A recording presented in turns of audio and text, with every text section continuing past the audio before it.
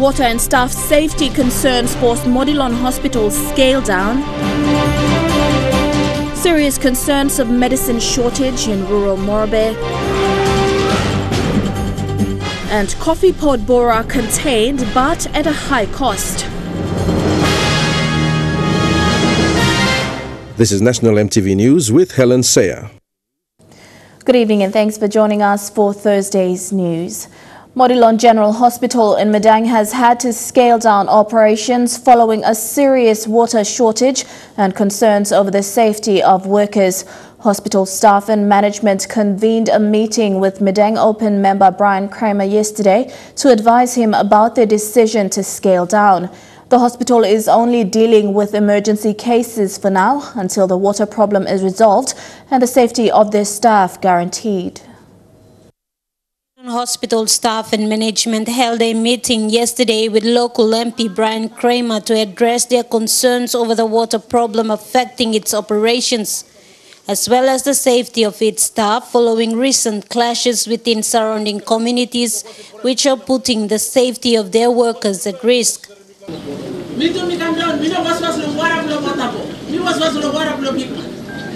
A meeting by hospital staff and management on Monday resolved to undertake short-term measures to address water shortage.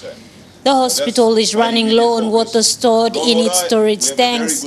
Water PNG and the Works Department were paid by the hospital respectively for the supply and transportation of water to the hospital's backup water storage tanks. We're still running because if we stop, lives will be lost. On Monday, I'll start talking closing hospital completely. Hospital management also wants a guarantee that the safety of their workers will not be compromised. They say that staff had to deal with being arrested and threatened. Talk safety and guarantee housing, maybe like in the whole hospital. Workman and staff outside, workman and staff inside, property below me plateau, not touching property below me plateau. Me plan no plan the car house below work. I think you want to bust the soul. Why them like taking Baslo Road? Because of these two main concerns, the hospital has scaled down its operations and is only attending to emergency cases.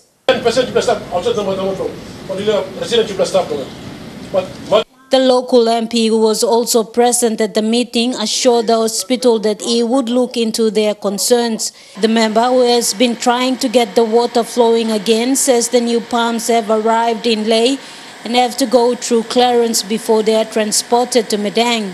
I came to find out what was the status. We got up, confirmed the pumps are working. They said, yeah, we were trying to repair a third pump, and hopefully that will assist with getting water back to normal. Mathalu, National EMTV News, Madang. Health workers in the Kabum district are deeply concerned over delays in delivering medical supplies. Narito Oki, a nursing officer at the Kabum Health Center, says it is an expensive exercise using contractors to deliver the medicines which do not arrive on time. This has been a major contributing factor to medicine shortages being faced in the area. Health centers in the Kabum district receive medical supplies several months after their orders are placed. With air transport being the only way supplies are brought into the district, health workers say the exercise is expensive.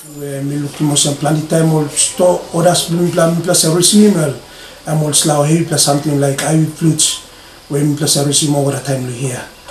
But all basic drugs where a complete number. For several months, health centers here have faced a shortage of medicine. Patients from remote areas have to be sent away, whilst health workers treat serious cases.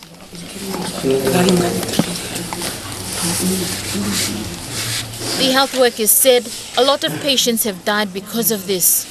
Order monthly, second monthly, order place order, but Marasini no comes to Benim Disla order, they so he got delay, people delay will come up stock. So that's why now people got short low or Marasin. Nursing officer Oki says they get less supplies than what they place orders for from the area medical stores. Planti Marasin boklo loose namelos la usa group oklo transporting sla marsin blumla. By the time me reach me health center blumla where sla drugs me expecting me plan no looking. Health worker Kevin Awini says using a third party to deliver the supplies makes the process complicated. You can direct from facility pressure dagolo area medical store na direct come back to facility. I think this lab by sevim. I mean Morrison become a replo time. Lucy Kopana, National EMTV News, Lay.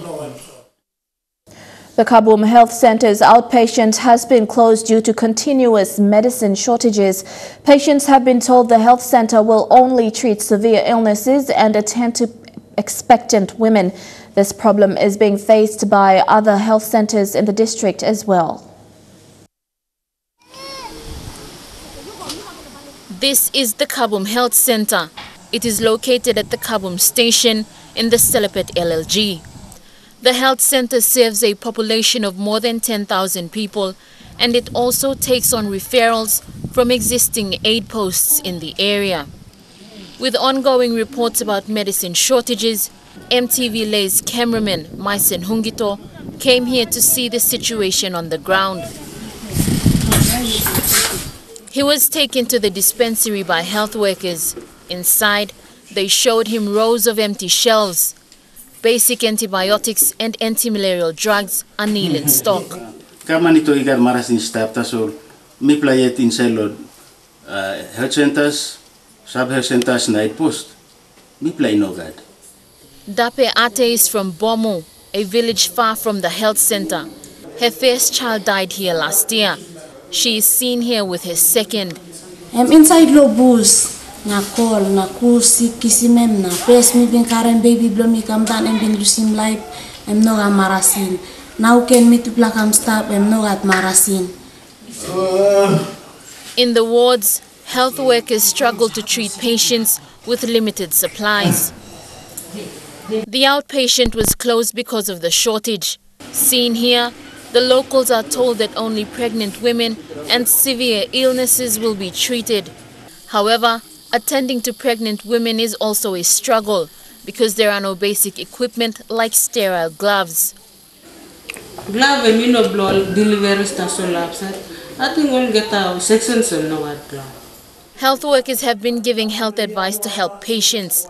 Others turn to using traditional herbs and remedies to help themselves.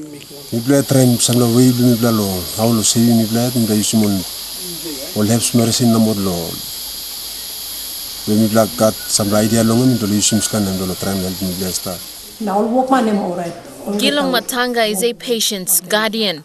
She says, despite the medicine shortage, health workers have been doing their best to help them. Now I must know what Marasin as the workman law here I'm talking black. People start now look out to be play good law housing. Lucy Kopana, National EMTV News, Lay. Hundreds of people from Hanuabada and the surrounding communities have been flocking in to the local Poriporana Larabada clinic to receive medical help from the Youth with a Mission medical team this week.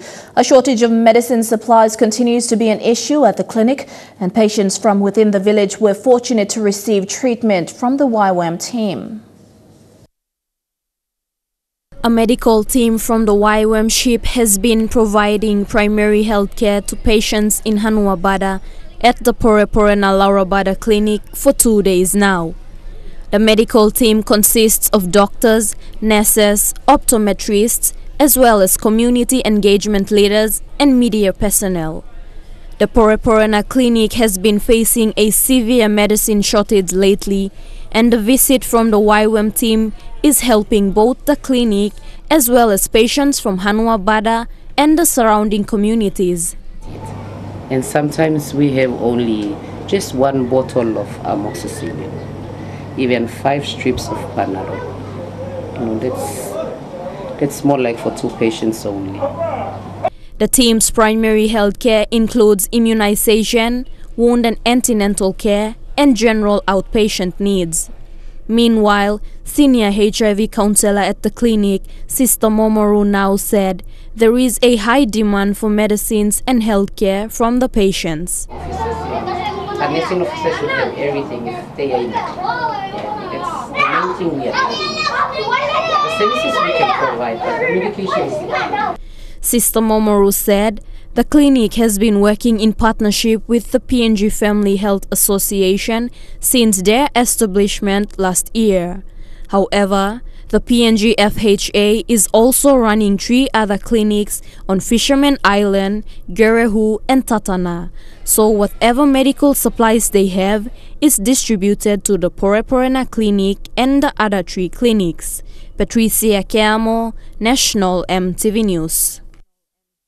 The PNG Cancer Foundation was formed and is mandated by the Department of Health for the purpose of reducing the threat and impact of cancer through education and awareness programs. A donation of 10,000 kina from Colgate-Palmolive yesterday will only enhance the foundation's work in the advocacy fight against cancer next year. Early detection is the key to cancer survival, and all women are encouraged to go for regular screening. International statistics show that 1 in 9 women could be affected by breast cancer at any time, at any age. The PNG Institute of Medical Research suggests that 2 women die every day from cervical cancer in PNG. PNG Cancer Foundation, mandated by the Department of Health, fills the gap of cancer education and awareness in the country, which is known as primary prevention and is the first step in reducing the threat and impact of cancer. PNG Cancer Foundation has conducted education and awareness workshops to promote healthy lifestyle choices as a first step of lowering or reducing your risk of developing certain types of, cancers. Because the foundation is only mandated to conduct cancer education and awareness programs, funding is imperative to their function and continues to be a challenge. Colgate-Palmolive's donation of 10,000 kina yesterday to the PNG Cancer Foundation will only enhance women's cancer awareness, specifically the importance of early screening. And cancer is such an indiscriminate disease. It affects anyone and everyone, unfortunately. People in this room, I presume probably everyone in this room has been touched by someone within their family or friends. The foundation has reached out to over 3,000 participants and just over 1,000 throughout the campaign in October. Throughout the year, the foundation conducted workshops that had over 3,000 participants, receiving in-depth information on how to live healthy lifestyles to prevent cancer and also the importance of regular checkup. Our work into more than 3 provinces, because we usually do. Next year is looking busy but exciting, as the foundation will be gearing up to visit different provinces to continue the work of cancer awareness in different communities. But many of our collaborations that we've hosted or conducted this year honestly would not have been possible with these amazing sponsors and donors who've come on board. So from the Cancer Foundation, Merry Christmas and a Happy New Year. Lilian Sopera-Kinea, National EMTV News. And on a lighter note, EMTV's outside broadcast production crew have begun preparations for the Christmas special Carols Under the Stars scheduled for Sunday evening. The preparations and stage setup is to ensure a smooth live broadcast for viewers at home and an enjoyable evening for families who will purchase tickets to the event. With just 2 days away from the program, EMTV's production crew have already started preparations and setup. The crew started their setup today and will continue with the preparations tomorrow and Saturday. Apart from the setup for broadcasting, workers are seen to be preparing the grounds on Sir John Guy Stadium for Sunday's carols. Final rehearsals for the groups performing on Sunday will be winding down on Saturday before there is a tech rehearsal for the crew. If you are looking for tickets to the program, EMTV's crew will be at the Vision City Mega Mall tomorrow to sell tickets. Tickets are going for 15 kina for the North and South stands, 25 kina for seats on the grandstand, and 30 kina on ground. If you want to enjoy a night of exciting vocals on some of your favorite Christmas carols, get moving and purchase tickets for you and your family now. Patricia Chiamo, National EMTV News. You're at National EMTV News. Stay tuned. We'll be back with more after the break.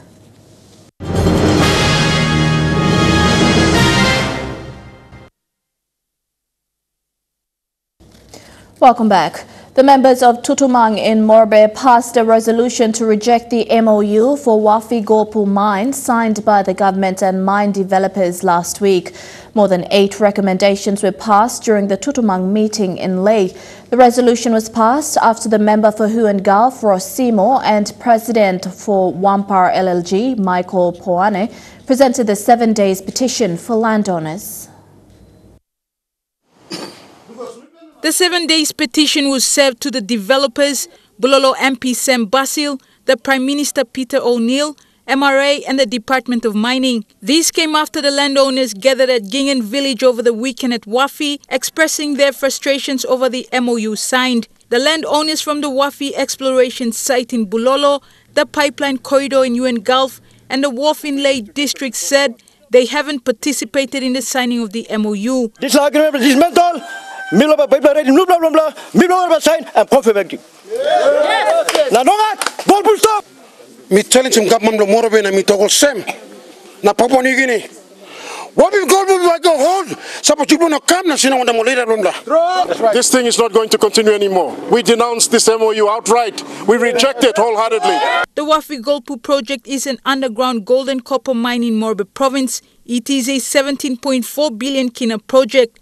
The developers of the project are Newcrest, Australia and Harmony in South Africa. The project is expected to produce 4.5 million tons of copper and 7.4 million ounces of gold over a 28-year mine life. The Yanta, the Babwaf and the Hengabu have not secured their position as consequently their interests with the state through the national government through an incomplete and unfinished government process. We have not settled on the position on the issue of free carry equity, additional equity, and royalty, and other such benefits as the local content and business development grants.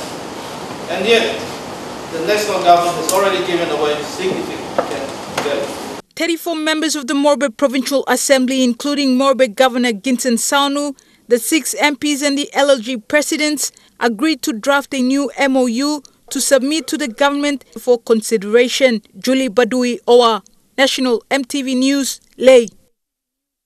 Meanwhile, according to the General Manager, Social Performance and External Affairs for Wafi-Golpu Joint Venture, Grant Batterham, the MOU does not determine any issues of benefit sharing between the national and provincial governments or landowners. The MOU only deals with matters between the PNG state and the developers. Mr. Batterham said all matters relating to Morobe province and the landowners are being dealt with through separate negotiation and consultation process, including the development forum and MOA process. Still on the Wafi-Golpu project, landowners yesterday called on the government to separate the mine agreement. The ownership dispute among various groups has been ongoing since the 1980s. Landowners from Yanta area said a national court decision in 1985 revealed that Yanta and Hengabu are the principal landowners of the Wafi-Golpu mine, while only Babwaf was granted user rights. Yanta's Executive Director Tom Bukwa said the government should separate the mine agreement for the principal landowners and the impacted mine areas. Bukwa said Yanta and Engabu are the 2 principal landowners of Wafi-Golpu. However, the mine will also affect the Babwaf clan, who have the user rights, and the Hai people, who are the principal landowners of Leh, where the mine tailing is located. So me asking government must re-address this issue long MOE. A separate agreement between all parties.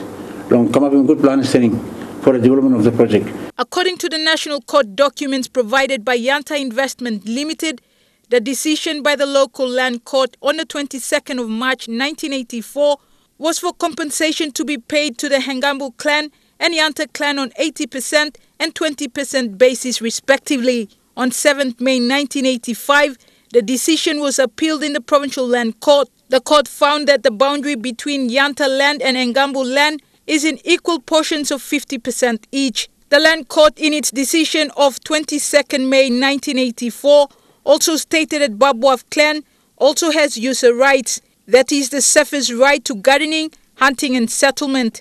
Government of the day, we respect people must understand Yanta and Ngambu, we are the all-body principle Blawabi project.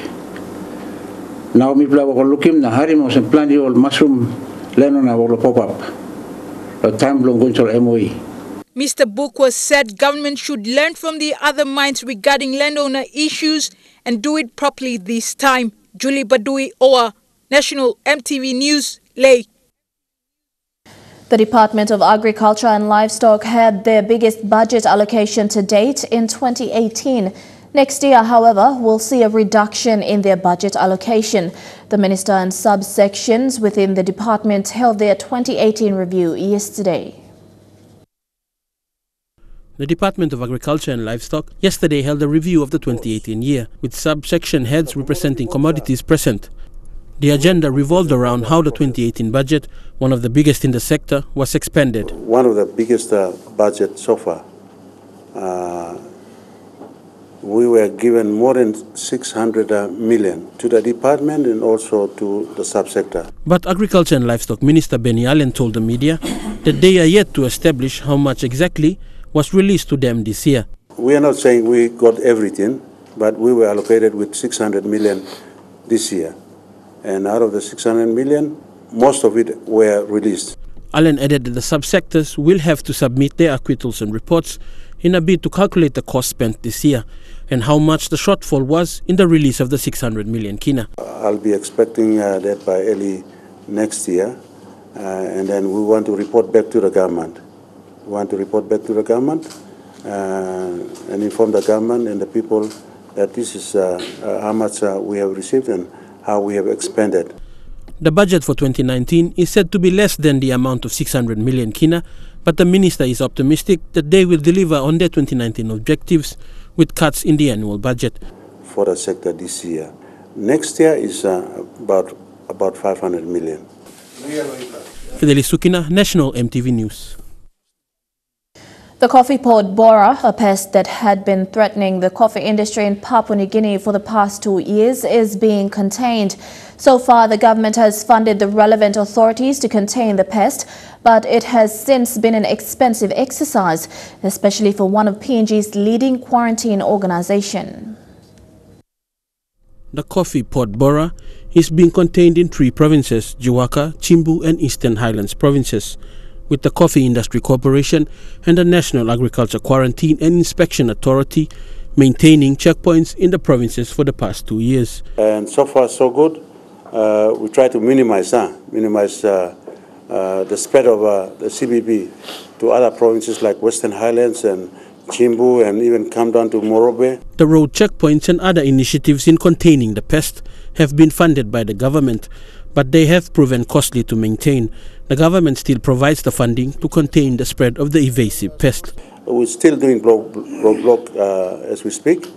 We have received some funding from national government. 10 million kina over the past 2 years have been funded, 5 million kina in 2017 and 5 million kina in 2018 to contain the spread and to find ways to eradicate the pest.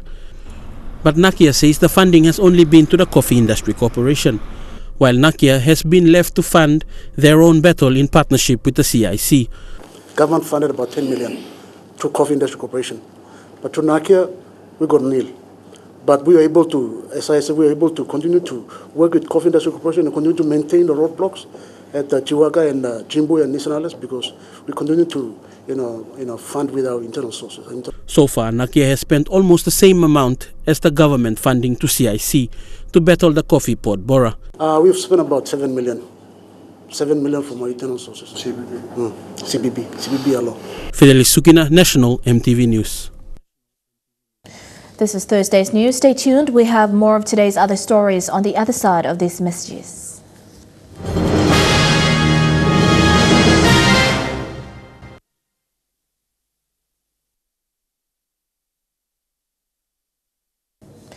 Welcome back to the news. In a small but significant ceremony, 7 jurists were sworn into office today at the Government House in Port Moresby. The ceremony included the swearing-in of the new Deputy Chief Justice, Justice Ambeng Kandakasi, as well as 2 National and Supreme Court judges and 4 acting judges for the National Court. Justice Nicholas Maveri and Justice Derek Hartshorn were sworn in as judges for the National and Supreme Court, and Justice Sinclair Gora, Justice John Numapo, Justin David Susame and Justice John Kaumi were sworn in as acting judges for the National Court. The ceremony was witnessed by Chief Justice Sir Gibuma Gibbs Salika, fellow jurists and others, including families, friends and colleagues of the jurists. Organizations with community initiatives in settlements must engage more youths in their programs. Alex Jaffa, the chairman of City Watch Inc., based in Morata, says this is the way forward in reducing crimes within settlements, as youths are usually the perpetrators. He said many youths in Morata have dropped out of school and are now engaged in drugs, alcohol and petty crimes. Population Services International recently signed a partnership with leaders in Port Moresby's Morata suburb for a collective effort with community activists to curb violence against women. While most community leaders have welcomed this initiative, others have called for more focus on youths and law and order issues. The young girls and the boys, potential boys, and at least engage him in this volunteer, but at the same time, we must not affect it. We are in the economic city, so some bit of recognition and incentives for them to, I think that's the way forward. Organizations like City Watch Inc. are paving the way forward for a safer Morata. The organization was the initiative of the National Capital District Commission to engage volunteers from the settlements to work along with NCD police and city rangers to maintain law and order in city settlements. We have other divisions, subsidiaries in regards to community policing thing. Like we have animal care and an empowerment unit. We also have a misplaced women unit. You see children at the traffic, begging. Sooner or later we'll clamp down those kind of activities. As a community leader of Morata, I welcome. Meanwhile, a community leader in Morata says the level of crime in the suburb is not as bad as it used to be. This is a go zone now. Before it was a no go zone. It is a go zone. Morata is changed. And the message going out now is we are a sharp up of Morata. Charlene Airy, National EMTV News. 7 senior public servants and provincial administrators signed their employment contracts today in Port Moresby. Their contracts enable them to serve the nation for another 4 years. Rosemary Ambune reports. Acting Governor General Job Pomat officiated the ceremony today at Government House. Also present was Enga Governor Sir Peter Ipatas. Ms. Grace Soon signed her contract as the Secretary of National Executive Council. Jerry Agus will remain as the Chief Executive Officer for Tourism Promotion Authority for the next 4 years. Gay Guni Raga signed his employment contract as the Provincial Administrator for Central Province. Conrad Tila will serve as the Provincial Administrator for Sundown Province in the next 4 years. Robert Kayum signed his contract as the Provincial Administrator for Western Province. Okanungu signed his contract as the Provincial Administrator of Manus Province, and Dr. Samson Amian as the Provincial Administrator for Enga Province. To the Queen. Thank you. Rosemary Yambune, National EMTV News. Districts in the country must have the necessary capacity to back their development plans, says Secretary of the Office of Rural Development Ahivaki. While receiving the Kagua Irave District 5-year development plan, Secretary Vaki stressed the need for a vibrant public service mechanism so set goals are achieved. Kagua Irave MP Wesley Raminai says the plan is simply to deliver essential services by aligning priority areas with national impact projects. The 5-year development plan for Kagwa Erave was developed after months of consultation between the government and private sector. Serving MP Wesley Raminai says the plan is simple and aims to improve people's lives. It's a challenge to my people that we just need to be ready, and with the developments coming up, we will have a lot of changes taking place, but we must own it. We must own everything that's there. It's not the member that's doing it, and it's not for the member only. Everything, the infrastructure that's the development that's taking place, people, we need to own it. The district has been a non-performing district according to the Office of Rural Development. Department Secretary Aivaki says necessary capacity must back the district's development plans. Important thing with the plan that you have, must have a budget tied with the funding. It cannot be only a plan, but it must have a budget and funding attached to it, so that you can be able to deliver and measure your performance as you go along. Considering national government impact projects like roads, the district has aligned much of its priority areas in infrastructure. MP Raminai says income generation projects is one area to support communities with the agriculture sector as the focus. We want to emphasize a bit more on cocoa. We got coffee there already. We'll also put a bit of money in there as well. Lots of rivers there. We also want to do fish farming as well, so that's all been included as well. The 5-year district development plan is the first after 15 years. Jack Lapave Jr., National EMTV News. You're at National EMTV News. Chukai Sports is next. Don't go away.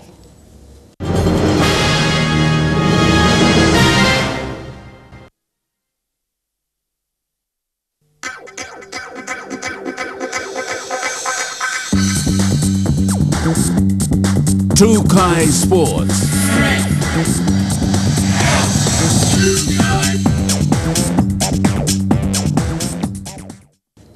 Welcome to Chukai Sports. The NCD Governors Cup executives are expecting players taking part in this year's tournament to be scouted by Intercity Cup competitions.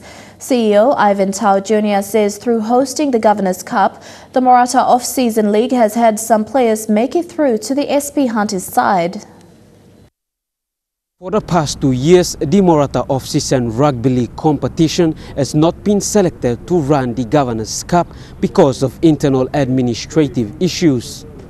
Executive Officer Ivan Tao Jr. says this year, with the new management in place, the responsibility has now been given to them by the NCDC office to host the Governors Cup. We have now actually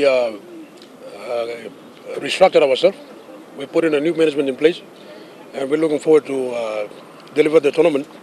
Now that we've been given the mandate to run the tournament, we're looking forward to deliver the tournament on a high note.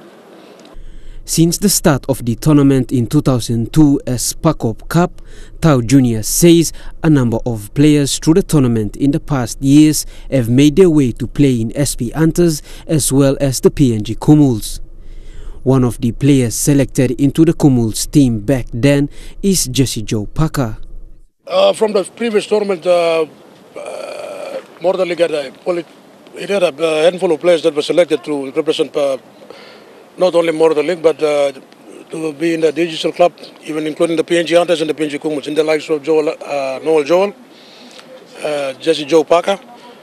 For this year's Governors Cup, CEO Ivan Tao Jr. says selectors are expected to put an eye on some of the potential players.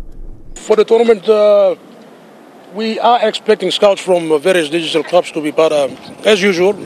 Normally, as usual, we do get scouts from Digital Cup. For this event, no exception, it will be the same. We're expecting scouts to come to be part of the tournament. The tournament will run for 5 days with 3 days of round matches and 2 days of final playoffs. Suli, National EMTV Sports. PNG Rugby Football League has received more support from corporate sponsors to develop the game. A memorandum of understanding was signed today between the WR Carpenters Group of Companies and the PNG RFL. This sponsorship will cover all aspects and programs of the PNG RFL. A significant part of the sponsorship will go towards the SP Hunters program, and part of it will go towards the PNG Orchids and the women's programs and Junior Rugby League. Their support has gone from a silver level support to gold sponsorship of PNG RFL across all its brand. Significant part of the support goes towards the Hunters, SP Hunters obviously, where they get the gold level sponsorships, but part of the sponsorship is also going towards supporting the PNG Orchids and the women's programs and the National Schools Rugby League program. WR Carpenters will also continue their support through Baroko Motors, who has provided vehicles for the PNG RFL over the past 6 years to carry out their programs. Through the signing of the MOU today, signifies their commitment and confidence in the partnership that we've had over the last 6 years. We hope that they've taken significant value out of their partnership with us as we have benefited from them. Rugby League in PNG has evolved over the years and has become more inclusive, with many women joining the sport, and has somewhat become a more family-orientated game. We'll also move it towards the tea, the coffee, the laptop support of rugby league as well. So there's a lot of different benefits we can bring, being the Carpenters group of companies, to the RFL as their needs change over time. So this is quite a flexible arrangement that we have engaged in with. The support from WR Carpenters sets a platform for development of the code in the country. The sponsorship is not only for a particular program, but is for the 6 different programs in the PNG RFL. Creates this new platform for us to build on. You know, the various discussions we've had with John in the last couple of weeks, and when the contract is announced, we'll show some of the key deliverables that we'll be doing with various brands that they've got. Elijah Levet, National EMTV Sports. Don't go away. Trukai Sports will be back with more sporting updates after the break.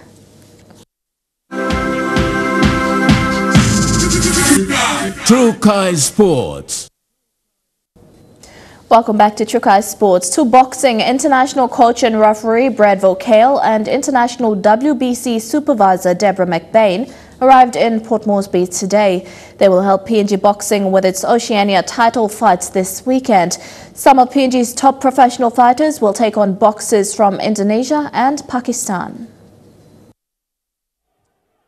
For the first time this year, PNG will host the Oceania Professional Boxing Tournament, hosted by PNG's Professional Boxing Gym and to be assisted by international referee Brad Vocale and WBC supervisor Deborah McBain from Australia.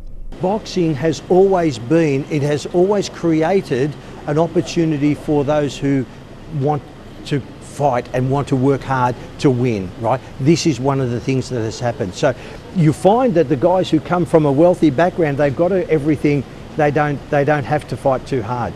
We've got nothing, we might as well fight for it. So whatever we have, we fight for, and that's what it's all about. Brad says hosting the Oceania Championships in Port Moresby is a way forward for Papua New Guinea to showcase its professional fighters. What we have here in PNG is something very special. We haven't really scratched the surface of what we can do in professional boxing. Yes, we can do very good in football, we can do very good in a number of other sports, but the sport of professional boxing is what PNG is based all about. It's fighting, it's surviving, it's living and creating something for your people. He says in order for these fighters to get to international level, it's the support from the government that they need. Saturday will be really on show. John Karaki, I think he has a very difficult fight against Ezetullah Kala. He's a good fighter, and if John can capture this Oceania Championship, it's propel him way up into the ratings. John is going to fight in a non-championship fight. Jimmy Pierce is going to fight in a championship fight as well, and of course one of the superstars of the sport here, Junior Kakaraka. Raka is a very, very good fighter with limited opportunities because, you know, he can't go into Australia or New Zealand because nobody want to fight him.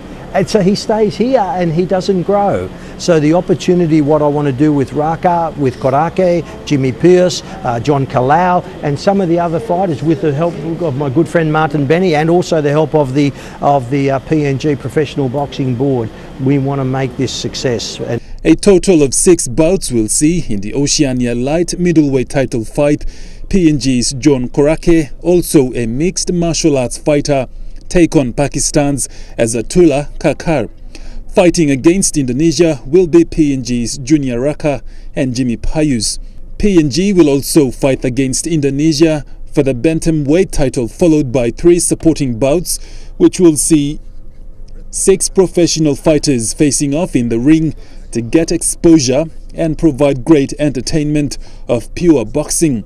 The tournament will witness 3 international fights and 3 supporting fights.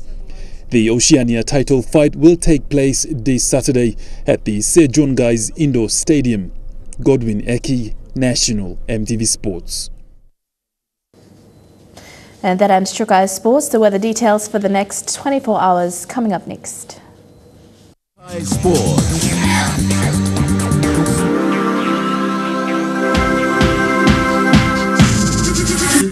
True Kai Sports.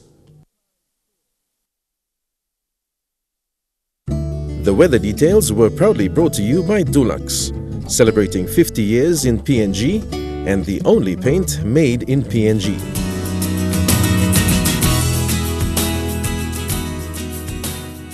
Looking at the weather forecast in the southern region, cloudy with showers in Port Moresby, Daru and Kerema, also Popondetta, mostly fine weather in Alotau. In the Mamasa region, fine weather in Lae, showers in Wau, cloudy with some showers in Madang, thunderstorms in Wewak and Vanimo. In the New Guinea Islands region, cloudy with some showers in Lorengau and Kavieng, fine weather although cloudy in Kokopo and Rabaul, mostly fine in Kimbe and partly cloudy in Buka. In the Highlands region, cloudy weather with some showers right across the region in Mount Hagen, Goroka, Kundiawa, Mendi and Wabeg. The weather details were proudly brought to you by Dulux, celebrating 50 years in PNG and the only paint made in PNG. And that's the way it is this Thursday, the 20th of December, 5 days to Christmas. On behalf of the news team, pleasant viewing. Good night.